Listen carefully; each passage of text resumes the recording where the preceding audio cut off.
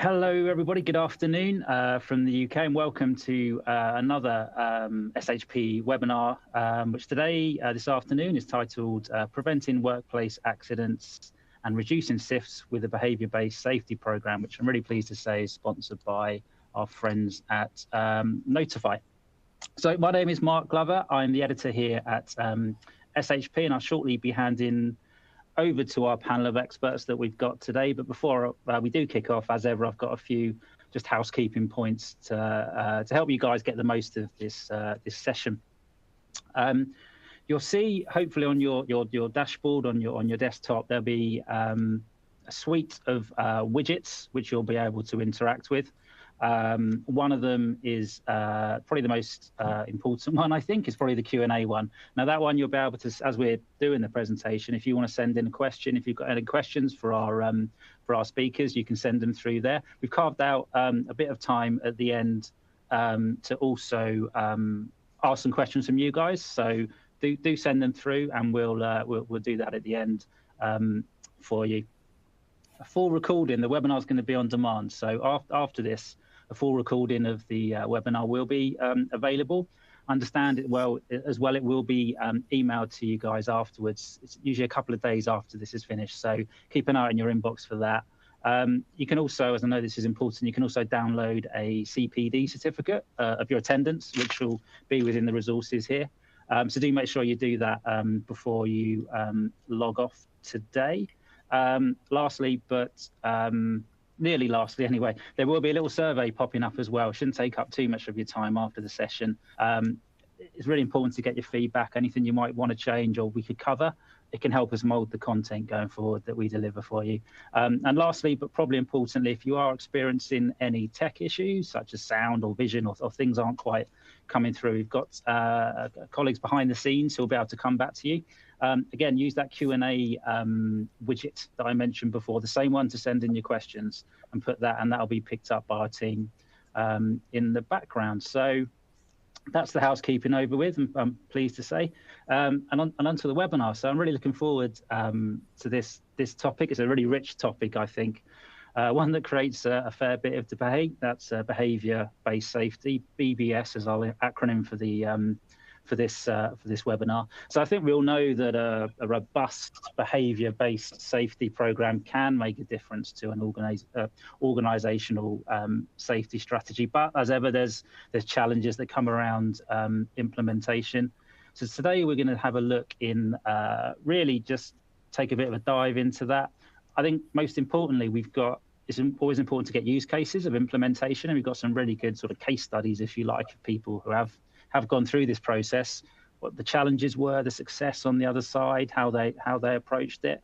So we've got so we're going to be touching on that. But before we do get involved, I think I'll just introduce you to our special panel today, because the webinar will take place a bit like a Q&A, a bit like a virtual fireside panel discussion. So first of all, I want to introduce you to Duncan Davis. Duncan is CEO and co-founder of Notify Technology. You're about to find out a bit more about Duncan's bio in the tabs in the resources, so do take a look. But Duncan, for now, hope you're there, and thanks for joining us. Yeah, here I am. Thank you, Mark. Yeah, brilliant to be here. Really looking forward to it today. Good stuff. Thanks again. And then going over to Mike O'Hara. Mike is the group HSEQ director at Grafton Group PLC. Really good to have Mike here. Good afternoon, Mike. Thanks for joining us.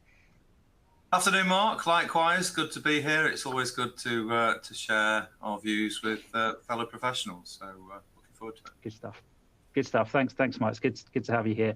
And finally, pleased to say we've got Chris Garrow. Chris is Group Safe, Sustainable and Wellbeing Director at VVB Group. Hiya, Chris. How are you? Thanks for joining us. Oh, I'm very well, Mark. Thank you very much. Super excited to be part of this, and looking forward to speaking any questions that come our way. Good stuff. Yeah. Well, I'll tell you what, Chris. Let's if you don't mind, I'll kick off with you if that's all right, and throw you the Sure. the first question. given your position and what you're doing, I think this is, really good to sort of set this conversation up. In fact, when we put this on LinkedIn, there were a couple of people asking, it'd be interesting to find out what BBS is, what is the definition of it? And I know it differs, but it'd be really interesting, Chris, what does it look like? What does it mean for our listeners? And what does it look like in your business as well, if you can touch on that?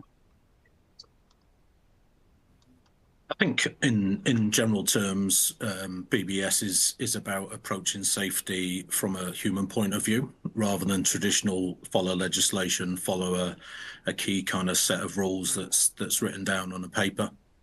I think for us in our organisation, we try not to just call it safety.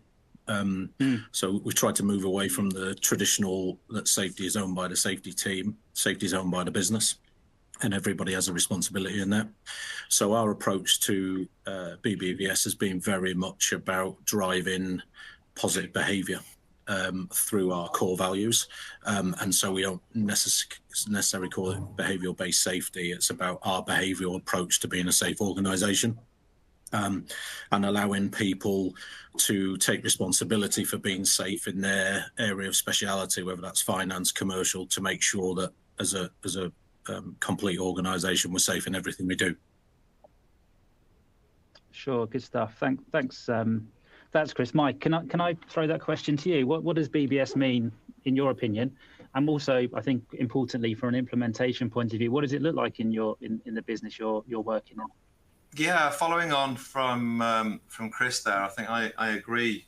I agree with that. Behavioural based safety. The problem with a lot of things in safety is that some things you can pick a book off a shelf and it means something, and you can apply it. But I don't necessarily think behavioural based safety fits into that camp. I think it's unique to each business. It's about your situation. It's about your issues. It's about your existing culture, and it's about the sort of cultural change that you'd maybe want to create. So I don't think there is a single definition. I don't work on the basis there's a single definition of behavioural based safety, other than, as Chris said, it's about looking at things from a human perspective. It's recognising that we're working with individuals as individuals, and the rules are important, the training's important, the risk assessments are important, and the whole standard housekeeping, etc. All of these aspects are fundamentally important. So for me, behaviour is just part of that, and it's very much part of, from the top really, trying to look at how important behaviours of leadership are, and also recognising the different types of behaviours to expect from the colleagues across the businesses. Sure, yeah, good stuff. I think that really resonates with people. There is no specific definition, is there, as such? I'm sure there is in many academic circles, but I think it also has to have that flexibility as well, and also, the human element. It's almost reassuring to go, we're all humans at the end of the day, and that's something to take into account, as well as putting these things on top. So, and the leadership as well. Yeah, it comes from the top, doesn't it? I'm sure we'll touch on that as well. Thanks, Mike. Yeah, Duncan, from your perspective, can I put the same question to you? What does it mean, and what do you think? What does it mean to a business? Yeah, Mark. I mean, I guess I would start my answer by saying we're probably not the classic business that BBS might appear to be relevant to, because we're a software company. So, I'm a software business. What I think is really interesting about behavior-based safety is we also have behaviors in our business that may not be around how someone undertakes a task safely or not, but we obviously have a whole load of different risks. So psychosocial risks in terms of stress, mental health, etc. And for me, where behavioral-based safety really resonates is my sense that as a leader, it's my job to show the right behaviors and use the right language that make people both feel safe, but also reflect their own behaviors that they act safely, which might be in terms of the work level that they take on, or the way they approach work or prioritize work, so that they're not overwhelmed, for example. Sure. Yeah, you touched on something really interesting there, Duncan. The whole mental health, the whole well-being side of thing as well, which is another really interesting angle that I'm sure we'll come on to as well. Thanks there, Duncan. On to the next question, and I'll come back to you again, Chris, if that's okay. And I think this is really interesting to get into. Why? I mean, there's many different approaches that many companies and you can take with this, but what was it about BBS that you thought? Why did you pick that as an option, as a package, or as a way forward for what you wanted to achieve? I think so. I've kind of been in construction infrastructure for 20 years now. So probably over the last 10 to 12 years, behaviour based safety has become more prevalent. Sure. I think it's like anything with safety, that we can't just stand still and just do the same thing, because we ultimately end up going backwards. I think we're an organisation that we really rely on our people. We're a construction business, and without people, we're not building anything. Yeah. So actually, to be able to tap into those people from a positive point of view and really harness their behaviour in how they act or how they may carry out their work is actually really crucial. And understanding, no, that's not safe for me to do that, so I need to stop. Construction has a particular habit of being a really great industry in terms of we build brilliant projects, but we also get a lot of things wrong, and we go back and do a lot of rework. And actually, by not just having that, I have to stick to the process. I actually have a mind of my own that I'm able to exhibit and understand what the difference between right and wrong, and also have a voice to be able to stop.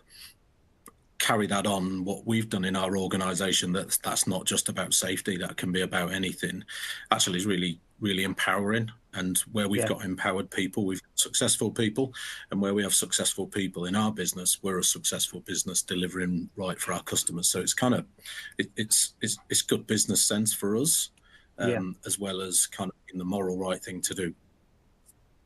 Yeah, lovely answer. Absolutely, you're right. There's always a business case, isn't there? And I think that's something that you can apply to it as well. But if I can just ask, Chris, was it a good fit for you? Did you think, yes, this is, I can believe in this, and this is what I want to implement?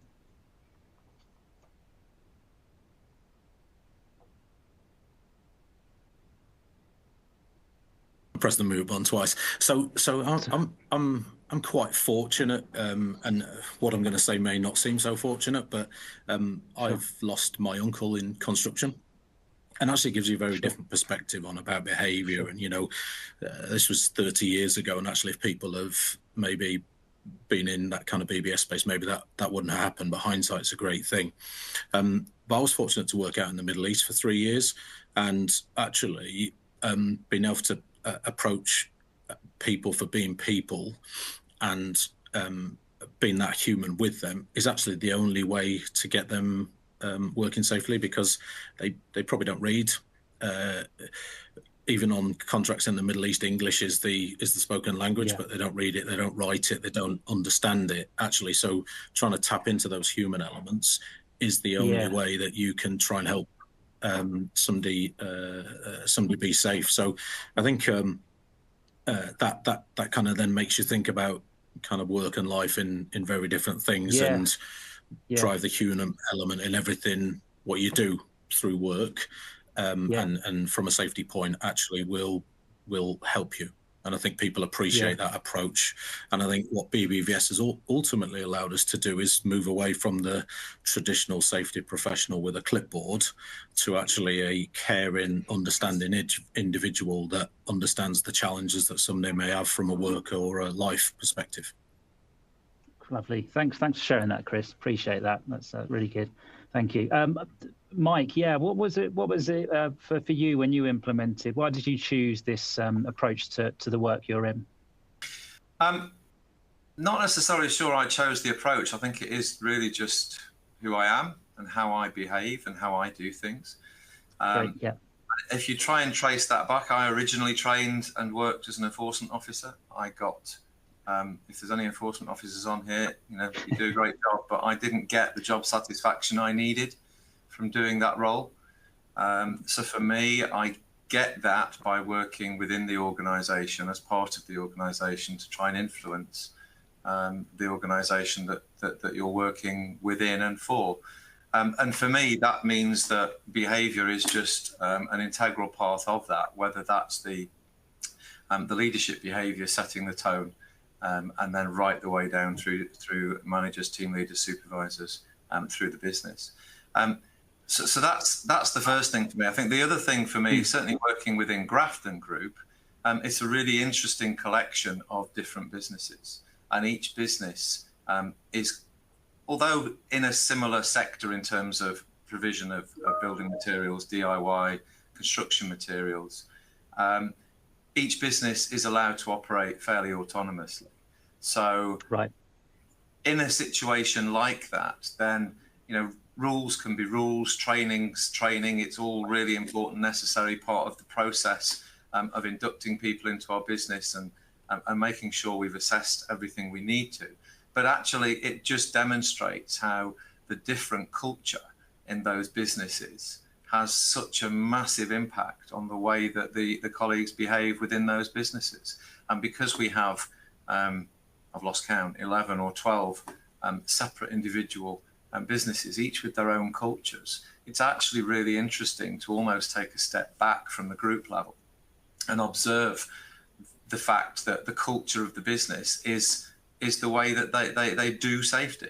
So to me, I don't tend to refer to this, going back to the first thing I said, I don't think of there being a book on behaviour-based safety. Yes, there's dictionary definitions. Yes, you can do that and read that. But to me, it's very much about how we try to do things. And it isn't even necessarily about a safety culture. It's about the company culture. It's about the business culture. Yeah. Safety should be part of that operating culture, really, in my view. Sure, absolutely, good stuff. Thanks, Mike. Yeah, Duncan, can I the business you're working in? Can we relate it to that? What was this? Why did you choose the BBS for this approach, for your approach to work? Yeah, I mean, probably along similar lines to Mike, and I think that BBS probably found us. So we, you know, I was in a fabulous position of, we started Notify from scratch. So it's been, you know, amazing to start a business from nothing, because you get that luxury of thinking, what do we want it to be like? And I've, you know, my previous career, I was at PricewaterhouseCoopers, I've been at Sage, I've worked in very big, very successful companies.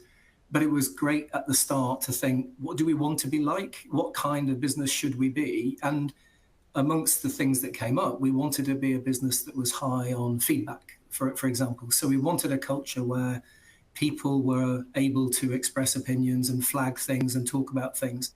And so kind of part of my journey as a CEO working with safety people is realizing how aligned leading a business is with what most safety people live and breathe every day, which is communication, talking to people, like Chris said, going and talking to the human beings, not imposing rules, not imposing dogma. And in a startup, you get that luxury, right? Because we didn't have anything at the beginning, so a lot of it was that. So yeah, I think when I look at what people talk about with behavior-based safety, I think we embedded quite a bit of that in our culture to try and mean that we were a business where somebody could say, you know, I'm stacked out, I've got too much work on, I'm feeling anxious, I'm worried. We put things in place to flag that. You know, we ask our people how they feel, both formally and informally. And I think that's what I mean. I think that kind of looking at the behaviors and kind of engaging with people became part of our DNA. And that feels very similar to what you would do with a formal BBS approach. Yeah, sure. That's really interesting.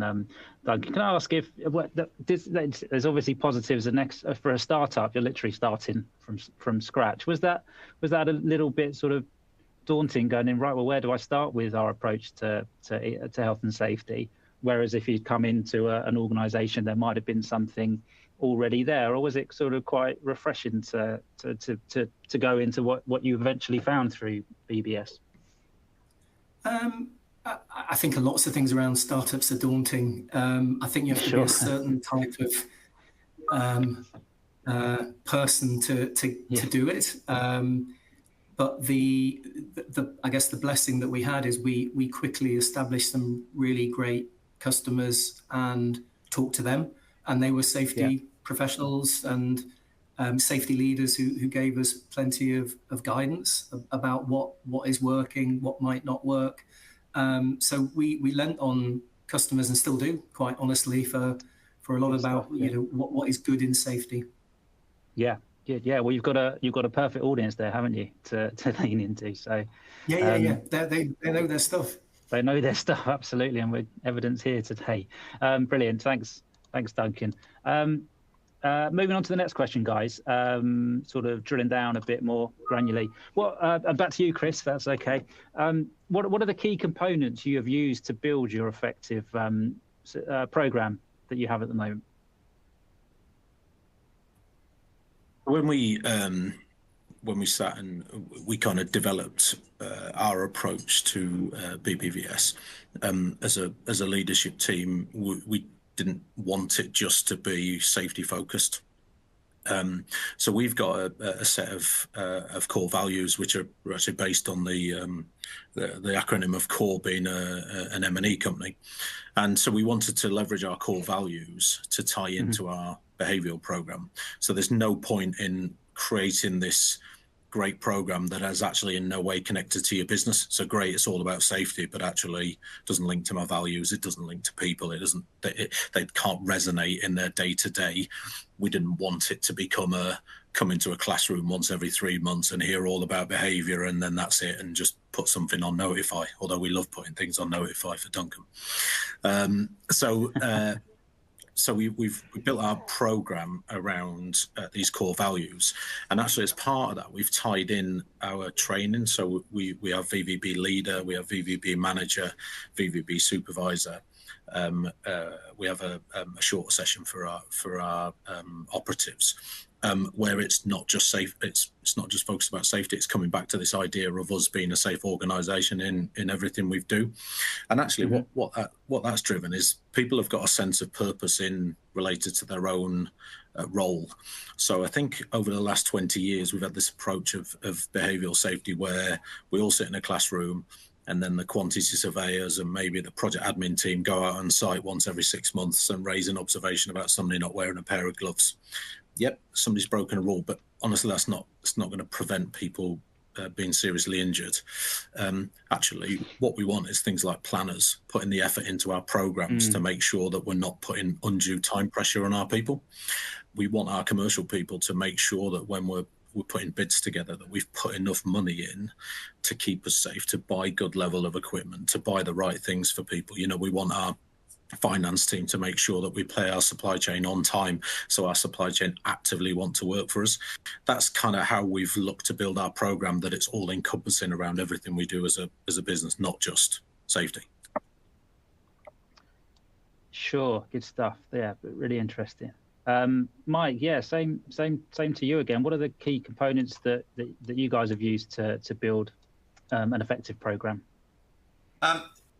Building on Chris, to be fair there, I think the key point here is it's got to be all-encompassing. So actually, certainly in the world of some of my businesses that we look after, then you know what, if the commercial teams aren't actually in sync with the ops teams, they can be ordering quantities of materials that the actual warehouses and stores are ill-equipped to deal with, for example. So that's a very fundamental, basic thing. But actually, to me, that's part of again, the values of the business, with everyone looking out for each other, and actually trying to coordinate and recognizing that safety is not just something that's managed by the safety team or by the manager of that branch or location. It's actually something that everybody has a part to play in. And you know, it's a bit like we have a key overarching mission for us, if you like, is that nothing is so urgent that it can't be done safely. Now, they're just words on a poster or words on a page. But actually, if that's all they are, then they are completely meaningless. Because what really matters is whether the colleagues throughout the business, especially at the sharp end, they need to believe that actually all the leaders in that business genuinely believe that that's what they're aiming for. They need to believe that the leaders believe that nothing is so urgent. There's too many believes in there, so apologies for that. But it sort of makes the point. It's not just about saying we believe. You know, it's about demonstrating that belief and that passion to the point where the colleagues feel it, and they actually then appreciate and recognize that this isn't just the latest fad, because that's the other thing I've come across. That, you roll out a behavioral safety program, you put a big badge on it or a big sticker on it, and the colleagues are very, very intelligent. They're very astute. They're very savvy. And they will, if that's all it is, just see it as the current flash in the pan. It's the next big thing, and in their heads, some of them will maybe be just waiting for it to pass and wondering what the next big thing is. Which is why, you know, backing up a lot of what Chris has said, this has to be long term. It has to be really just incorporating this into everything that we do and everything that we try and communicate within the business. Mike, I'm wondering. Go on. Sorry, Mike. I was just going to go on really because your second bit really about when it's not appropriate. Well, I think once you recognise the benefit of that sort of all-encompassing sort of holistic view of safety and the fact that we care, then it's appropriate everywhere. But if you actually apply it or want to answer that question specifically, you know, there are situations that are maybe more high risk or absolutely safety critical, when there's rules in place for good reasons, and everybody knows those rules are in place for good reasons, and actually the rule probably should be enough. But if I just turn that back round, you know, I think the thing that not every safety professional, in my opinion, recognises is that colleagues have their own map of the world. They have their own values and beliefs, and that will drive their attitude to everything that they do. So within their own map of the world, they will have their own interpretation of rules. So I think it's really important to know that where there's rules that are fundamentally safety critical, they're absolute. And for maybe the areas where we are more likely to have incidents or injuries where different decisions get made, or we are inadvertently putting time pressures on colleagues because of the way we actually communicate. Maybe it's just an unintended consequence. It's recognising all of those things, really. So, yeah, hopefully that sort of answers both of those points for you. It does, yeah. Thanks for touching on that second question we've got there as well. So it's really interesting. And what I wanted to ask you actually, and perhaps we'll save it for a bit later on, is how do you show to the people on the front line that the senior team is engaged? You know, but by that I mean really, you know, is it walking around? Is it being involved in some of the checks in the morning or something like that? But perhaps we'll something to think about. Nothing so like go the for it, Mike. Sorry. Nothing like the present, Mark. Go for it. I think the thing with that is that in any business, colleagues will know what's important to their line manager and the ultimate leaders of the business. Now, whether that's sales, profit, margin, quality, consistency, that they will know, depending on whether that's a manufacturing business, a distribution logistics business, a retail business, they will know what's important to their managers. So, you know, we have to weave the safety messages into their behaviours so that it's spoken about in the same sentence, not after the but, hopefully before the but. And that sort of thing. So yes, we can do checks. We can have observation checklists, and everything helps add up to the whole. They all play a part. But for me, overriding, we need to educate and get the buy-in of the leaders in the business to treat this with the same passion that they treat all of their other day-to-day operational roles with. Good stuff. Thanks, Chris. I know I think you're keen to put something to this as well. What do you think? So a couple of the challenges. So from a large organization perspective, the desire to kind of operate a behavioral program's always there, but when you come down into the minutiae, it may be a project.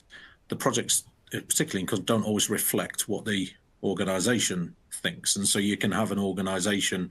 We might have a client that actively speaks, we want to be forward thinking, we want to think about behavior, but then we can have a project team who are very old school, kind of, no, you must do this. And that sometimes you really got to consider whether it's an appropriate time to roll it out on a project or in a business if the people that surround them are not going to give back what that person's going to reflect in terms of the behavior. I think a second thing that is really important around behavior and something that I think is going to become more prevalent for us is actually people coming into industry now potentially have a very different cognitive approach. So I've got two boys who are autistic, who are 100% rule focused, and they follow the rules completely. Ask them to think about behavior, they can't cognitively because of their diagnosis, and so actually we need to react to that as an industry, if we want to call safety as an industry, or as professionals to say, well, how do we respond to how people behave, act, learn, follow things in the workplace. And I think we're starting to open up that conversation as an industry, but I think there's less conversations compared to the people that are coming into our industry that may have a different cognitive approach. So something that we do really need to consider. 100%, Chris. Thanks for saying that. Yeah, no, it really. Well, in construction, there is a skill shortage that's crying out, isn't it, for people to come into. It does need to be more inclusive on many levels. So that's a really good point. Could probably be a separate webinar on its own as well. So I'll hit you up for that one if you don't mind. It's a really interesting topic. Duncan, just circling back on those two questions that we can see on the slide there. Do you mind answering them both? Firstly, what are the key components you have, used to build for an effective program? And then, really good question, this, I think. Are there times or situations where the approach isn't appropriate? Have you found problems with rolling it out, for example? So a bit of a double-headed question there for you, if that's okay. Yeah, sure, Mark. I think and we touched on these themes. Mike and Chris have both touched on it, but I've got a couple of components, I think, and one of them is language. Really, I hadn't appreciated how important the leader's language is to set that tone, and actually as a component, it's critical. If you've got somebody standing up in front of an audience saying safety really matters, and on the way out, they're giving somebody a kicking for missing the profit target or missing the sales target, or their behavior actually shows a different focus, that's a real challenge. And I can empathize with that as a business leader with investors. Sure. I'm on both sides of that. And that's a really tricky dilemma. And I think, so a component, I think, for BBS for us is particularly the way we respond to mistakes as a leadership team and the way I respond to them. So there can be all sorts of frustrations and annoyances of something going wrong, but things do go wrong. And what we try to build culturally is the recognition that how you respond to that will determine whether you find out about the next one. And as it is with physical safety, I think if you're making an example of someone because they did something wrong, you're fairly guaranteed that the next time someone actually does the same thing, you're not going to find out. And I think that was a big learn for me. There was a fabulous book, Language is Leadership, I think, by David Marquardt, who was a submarine commander. Brilliant book. Sure. And he brings that out really, really cleverly, of things that you say that you think are innocent. When I can't remember if it was Chris or or Mike talked about your belief system, but the way that you respond, somebody else's belief system sees that a totally different way. Somebody who believes in the rules reads the rules in the way that you might intend them, but somebody else might not. And you've got to cater as the leader to those different audiences. So I think that component, I think, is really critical. And probably a little bit into the minutiae, but what we do, and I think is a fabulous way of kind of delivering a program, is we use a thing called objectives and key results, which is effectively like how you plan your work.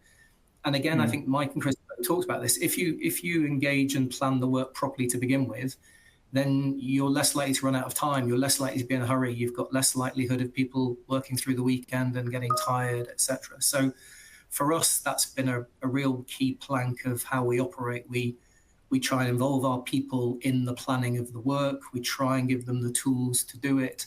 And we try and track how we're doing so that we don't overcommit or take on too much, because we know that's an antecedent to probably some kind of event. In our case, that would be likely a mental health event rather than physical, but still fatigue and musculoskeletal stuff is relevant to us. So those are probably two components I'd bring out. Sure, brilliant. Thank you, Duncan. Just going on to the next question here, again to you, Chris. This is very important. I think some people starting at the beginning. So, I mean, gosh, where would someone start if they wanted to work out whether to bring in this approach across their organisation? Is there a good place to start at all? Yeah, I don't think it's anything different in terms of what you may have other approaches in your business. I guess the first thing you've got to ask yourself is, why am I doing this? Am I doing it to be better? Am I doing this to encourage the people that work for us, or maybe enhance our organisation to be a better workplace for those that may be interested in coming and working for us? Am I doing it because somebody tells me to? If somebody's telling you to do, we come back to this rule kind of requirement, and actually it's not really behaviour, is it? Because I'm just doing it because somebody's told me to, so it's kind of anti-behavioural based safety in some respect. But I think what we really like as an organisation, and our kind of CEO's brilliant at this, is we always start at the end. So what's our ultimate goal? So our last core value is end result focus. So really that's the starting point for us. How do we see our organisation? What will this end up as a result? Right, let's work back from there, and eventually we'll end up at a starting point. I think if you just have a start point that says, well, because I've got to do it and I'll almost suck it and see, you're probably going to not achieve what you want to achieve as an outcome. So definitely start at the end and work backwards. Yeah, really, really good point. I think also, Chris, you can apply that to most things in safety that you want to implement, if it's a new tech solution or if it's AI or whatever, to ask those questions of why, because it's a new shiny thing that I want. Well, actually, why do you want to use it, and what's your end goal, rather than start at the beginning? Sorry, mate. Absolutely. Sorry, and I think if this is particularly new to you, it can feel quite daunting. So you've got to utilize the resource that comes around you. So we as an organization are very big on technology, and we're trying to be kind of the forefront of the M&E industry in relation to technology. So how we've approached it, we've leveraged what Duncan and his team do at Notify. Instead of just doing the usual, we send some emails out, we've got a proper technology roadmap that looks on cycles, and we plan exactly the way we do. So we've taken that learning from a completely non-construction organization, but how do we get that in to our organization to be successful? So I think the learning first and understanding first then provides you a really sound basis to then start at your end goal and work backwards. Perfect. Great stuff. Thanks. Before I come to you, Mike, Duncan, we've had a question actually that's come in. Jennifer Richards asked, the book that you mentioned, could you just please repeat the name of the book? The languages lead. What was the book you mentioned, Duncan?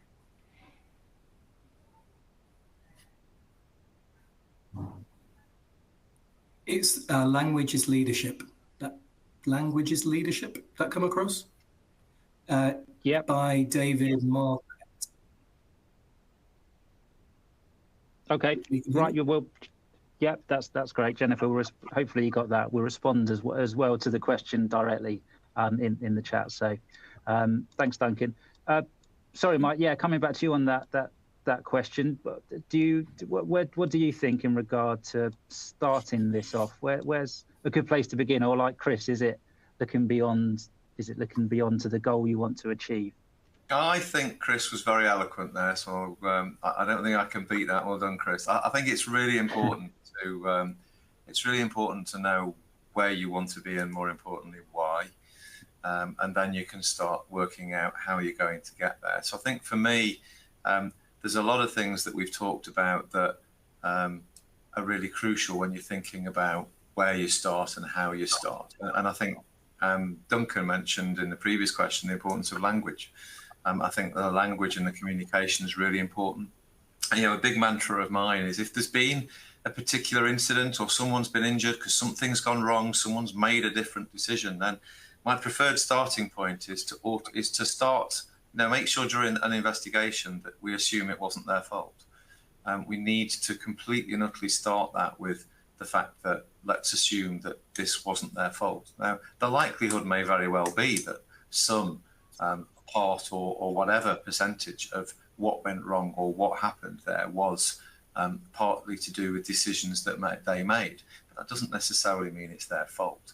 So I think in terms of where you start is being open-minded, and being really open-minded to the fact that people will do to a large degree what they've always done, and they will believe what they've always believed. So there's no magic wand and there's no silver bullet here.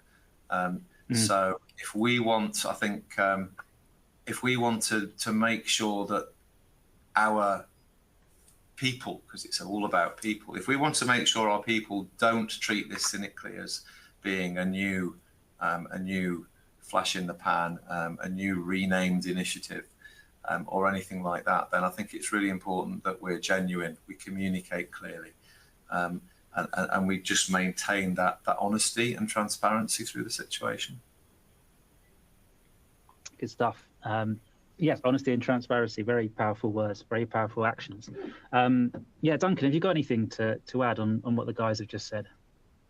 A couple of quick things. I think what I wrote was at the top. I mean, if you want to get this stuff in, you're going to have to make sure the people at the top believe it. And I think you should test that they do want what it brings. I think, and I've met organizations, if I'm honest, where we've had conversations about safety, where it fairly quickly becomes apparent that that's actually not in the DNA and not the objective. It's more of a ticking a box thing. And I would directly compare that to Chris's business, where he's got a fabulous CEO in Andrew Jellis, where there is somebody who lives and breathes safer business is better business. It makes more profit because people are there. It's logical. And I think that's why it works so well, because you've got the person at the top that genuinely has that belief. We talked a bit about belief earlier. The other obvious answer to the question, being a bit more binary about it, is go and look at other organizations that do better than you, that have better cultures, that you think are more successful, and are they using this? Because there's nothing like benchmarking to help you get that argument line and to learn. So looking around for the businesses you admire. I think we more and more live in a world now where brand and reputation is becoming a tangible asset, and there will be businesses that you think they're brilliant, they do a great job, or maybe this is part of why they're so brilliant and why they do a great job and where they hold on to talent. So go and have a chat, find out what they do, and then nick it. Brilliant. Thanks, Duncan. Guys, we've got 15 minutes left. I'm going to cherry pick one more question from the slides, and then I think we'll have 10 minutes to go into the Q&As that are coming through, we've got a fair few, which is great. It shows what such a good debate we're having. And this question, I think, sort of leads a bit on from what you were talking about, Duncan, sort of benchmarks. What does success look like? Therefore, you can show the board that things are working, for example. But Chris, for the final time around, what does an effective BBS program look like, and what are the sort of benchmarks, the measures of success that you can see and take? Yes, I think trying to kind of measure BBS in a sheer number can be challenging sometimes, because actually behaviour is about people, and everybody's got their own perception of what good and bad and what success and what poor performance is like. I think you've got to think in different ways away from traditional AFRs and such as that. So things like employee engagement surveys and open sessions. So they could be bite-sized sessions where they're just able to give direct feedback without necessarily getting a response from the other side, if that kind of makes sense. So we run an annual engagement survey, and we're kind of really looking to see that against our core values, which are intertwined into our behavioural programme, that the positive sentiment year on year is improving. And actually, where it doesn't, don't be scared by that. Don't be scared by negative, because actually, from an effective behavioural programme, we should be talking about the negative, because that means then you've got a culture where people feel they can speak freely. If everything's just kind of nice and rosy, I would say that you probably want to look again, because you're probably not being so successful. Where you give the opportunity to people to speak open and frankly, most of the time people can be quite dire in their approach, right? And that's not me being kind of, well, that's not great. It's brilliant, right? What we don't know, we can't fix. So what we do know, we can, and we can make the workplace better for people. So I think this measure of success is people telling you and people's complaints because they feel they can. Yeah, I love that. Yeah, absolutely. If someone's saying everything's fine, no problem, and they're keen to move off, then you know there's a problem. And you're right, it's just getting into it, isn't it, and finding the nuances there of where they're empowered to speak up and tell you the problems. Bang, you've done it. Thanks. That's brilliant. Yeah, same question to you, Mike, as well. What are there measures of success? Again, Chris, I think Chris is right. I think the bean counters don't like necessarily the fact that it's quite hard to put absolute numbers and figures and detail to what success looks like. So I'm going to go completely the opposite way. So success for me with this is when we get lots of examples of positive praise and positive recognition around the business, because safety tends to focus on the negative. It can be a negative industry. It normally follows a negative incident, someone's been injured, etc. So turning this on its head, to me, it's about making things more positive. It's also about, for me, it's about visible felt leadership. There's a big feeling, and felt's a really powerful word for me here. I think a successful behavioural safety programme intertwined into the running and operation culture of the business is one where colleagues feel the importance that their leaders and line managers place on safety, and they feel supported. So if a driver needs to make a decision not to make a delivery because he or she is of the opinion that there are issues with that location or issues with the load, then to me, success is that driver being able to return back to base and quite matter-of-factly explain exactly what's happened and why, and being supported in having made that decision with an ensuing debate about what needs to be done to put that right, etc. So to me, they're tangible, but they're not numbers. You can try and turn them into numbers, but I do believe it's a lot about openness and honesty, and the colleague ability to feel that, and the colleague ability to operate within that. It's interesting, isn't it? Because traditionally, as a profession, on the safety side, numbers are the thing that we do work within numbers, and it's a conversation around well-being. As Chris, you quite rightly said, how do you measure? it's intangible sometimes. But I think it's more of a, Mike, is it more, I don't know how to say it. Is it more that a bit of a mind shift in approach in sort of coming away from that, the old style clipboard, etc., and sort of think, right, being more open? Is it that sort of thing? Yeah, I think it is. And I think one of the common discussions, a lot of senior leaders will disagree with me with this, but I think whereas many senior leaders in businesses I've worked in historically have felt extremely comfortable to talk to anybody about the key sort of mission of that business, whether it's around the service, the customer service, the delivery, the manufacturing, the quality, the profit, the sales, the margin. They don't necessarily feel as comfortable talking openly to colleagues about safety and health and well-being. And some of that, I think, can stem from a bit of a lack of confidence or detail or knowledge around the particular circumstances of that individual's job and role and the problems they face.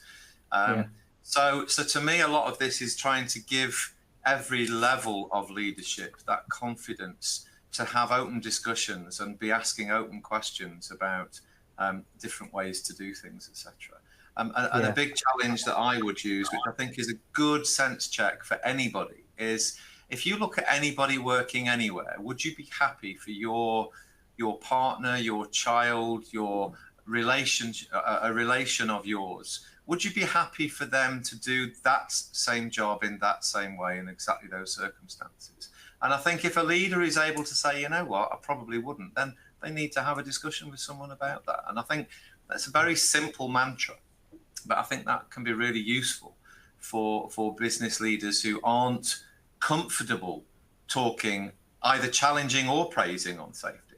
To me, that's quite a simple mantra to keep at the back of your mind when you're walking around your workplace. Yeah, brilliant. Really, yeah, absolutely. Thanks, Mike.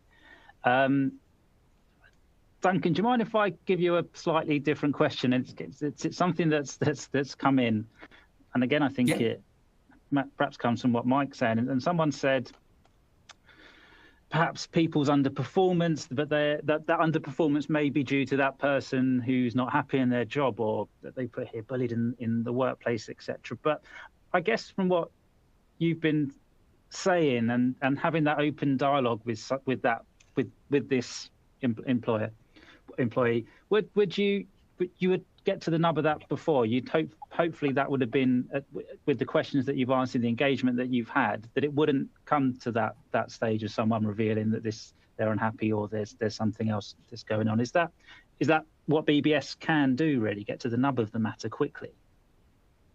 Yeah, I think I very much agree with how Chris put it, that we push for feedback. We do engagement surveys every quarter, and we consistently ask for more written feedback. And however you characterize it, it's such a rich route to understanding what's really going on. And we've made so many changes based on it. And we do it with no anonymity. And I know a lot of people are fans of anonymous surveys, which for me completely undermine the point of trying to build the culture of feedback. And yeah, but of course, sometimes people don't say things. I think as the employer and as the leader, you have to try and put in place the framework that maximizes the opportunity, and then hope that you're doing the right thing. And I think we touched on it a bit about the measurement thing.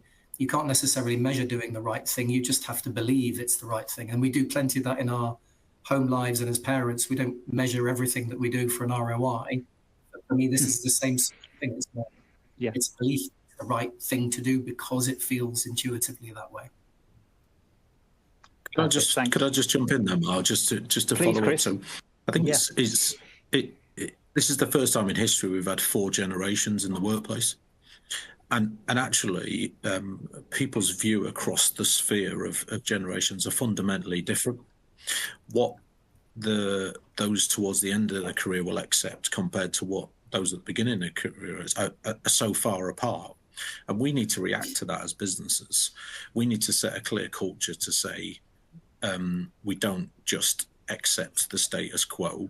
So if we can create this culture where, regardless of who people are and what stage of their career in and what job they do, they feel that they can come forward and speak openly, then that's where we want to be.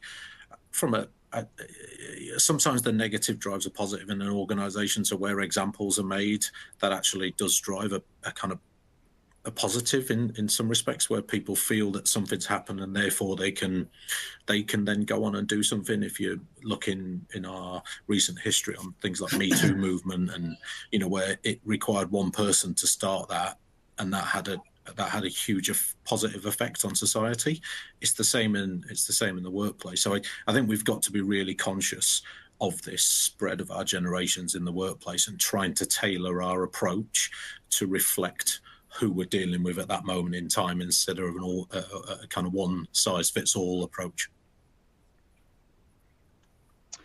Yeah, thanks, Chris. Really good point. Yeah, it's pan generation at the moment, isn't it? With different attitudes and different societal attitudes, and it's very important to take in all sides. Coming to a few of these questions here, and sorry, Chris, I'm not picking on you, I promise, but I think this is quite an interesting one. Someone's asked, obviously in the construction you have subcontractors and a supply chain. How do you find, and I'm sure the guys can relate or come up with some examples themselves in this, but how do you find sort of communicating your culture to subcontractors that you guys are working with? I think this example I'm going to give, I've kind of spoke to Duncan about actually. So we're fortunate to be working on High Speed 2, which is an incredible feat of engineering. Yeah. And so we're working at Old Oak Common Station, and they've got this ethos of Team Old Oak, and it doesn't make a difference what badge you've got on your coat or where you're from. Everybody is part of this Team Old Oak. So when you walk in there and you hear this for the first time, the cynic in you of 20 years in the industry says, yeah, okay, all right. But actually, it's really true. After a few days, you are part of Team Old Oak, and the whole project, starting at the client, the project director, down to us, because we're ultimately a subcontractor, is all about, we are delivering a high-tech station that's going to move people from London to Birmingham. And actually, so we become part of the project. We're not just a subcontractor. So kind of roll that down through your supply chain, that we can't perform unless our supply chain does, so whether it's a subcontractor or a supplier. So we try and bring them into to our kind of program as though they are a VVB employee. I mean, we most of our work is direct delivery, but we have some real technical supply chain partners to do some really complicated work, and they need to feel part of our business to be able to then demonstrate what we want them to demonstrate in terms of a proactive approach to safety. So I think you've got to give them a fair price in tender. You've got to give them a fair opportunity when it comes to work, because that sets the tone then for you to have a discussion about, actually, I'd also like you to behave like this and do this for safety. If you don't give them a good price and you don't give them work, forget trying to do behavioural safety. It's kind of that fairness approach across the board. Duncan, I can see you nodding there, and Chris mentioned you guys have sort of talked about it. What are your thoughts on it? It just makes a lot of sense, and I construction, I think, has and may still have its reputation in some quarters of, can you actually bid for work and do it profitably, correctly, and I'm sure that's the case in other places, but at least if you come at it with that idea of we're all in it together. And what I was going to write was, it's about the why, isn't it, really? Some of this is about, if you can create enough of a why, people can get behind that. And that gives that sense of ownership that I think helps an employee make the right decision at the right time, because it's not necessarily following a rule, it's using good judgment because they're part of something. Thanks, Duncan. Mike, is there anything you want to add? Obviously, you have suppliers and subcontractors down the line as well. What approach do you take? Well, what I'd like to do, if only because of time and people have made the effort with questions, is weave that into a couple of other questions, Mark, if we can, because I think there's a couple of other questions about being successful without employees' engagement, about whether you can start it in a department and spread it throughout the organisation. And that same sort of thing applies, whether it's with subcontractors, different departments and what have you.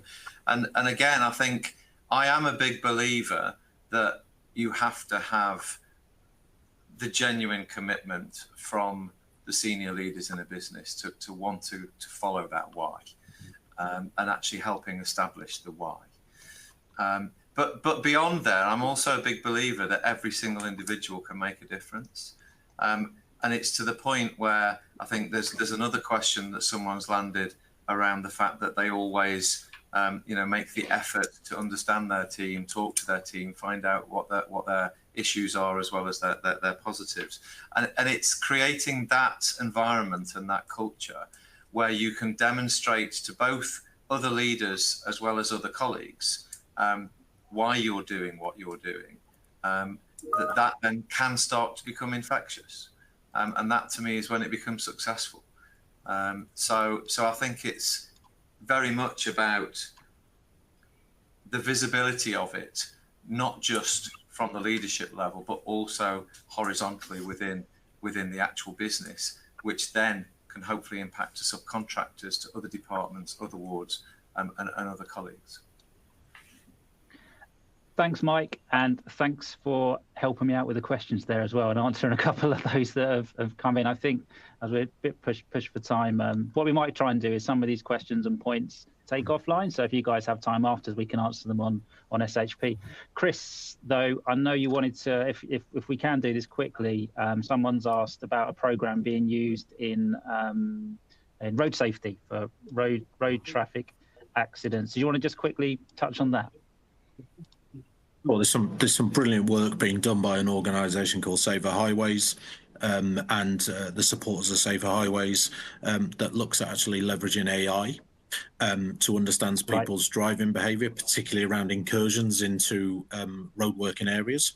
And actually that's then moved into the construction space about restricted areas or lift-in zones and things like that, where people don't actually know they've demonstrated an unexpected behaviour.